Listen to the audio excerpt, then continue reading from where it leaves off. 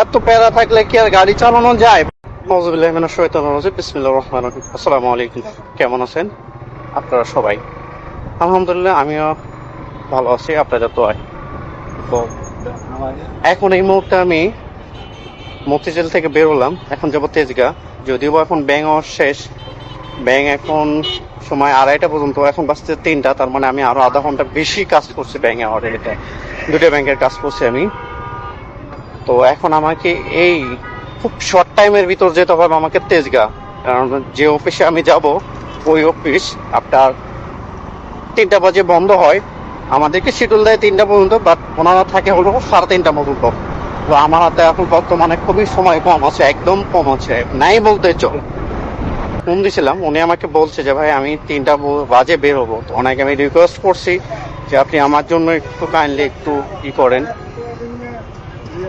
তো আল্লাহ ভরসা দেখি যেতে পারে কিনা। 3:30 বাজতে এখনো 10 মিনিট বাকি আছে।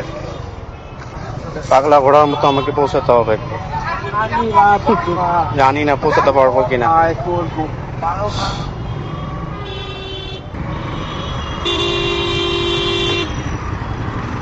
এত প্যারা থাকলে কি আর গাড়ি চালানো যায় বলেন?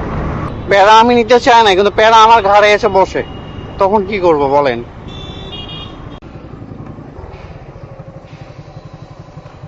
যাক আলহামদুলিল্লাহ, আমি কিন্তু পৌঁছে গেছি মাত্র 15 মিনিটে, ঠিক আছে? তো যাক আলহামদুলিল্লাহ পৌঁছে গেছি 15 মিনিটে। জাযাকাল্লাহ খায়ের। তো উনি আমাকে 3টা পর্যন্ত টাইম দিয়েছে, 3টা বাজে।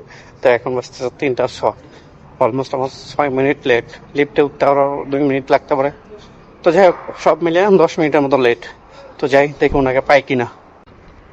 আলহামদুলিল্লাহ আমি সব কাজ খুব সুন্দরভাবেই সেরে দিছি। তো এই হচ্ছে কর্মজীবন, এই হচ্ছে কর্মজীবন কিছু করার নেই। তো যাই হোক, সবাই ভালো থাকবেন, সুস্থ থাকবেন। আল্লাহ হাফেজ, বাই।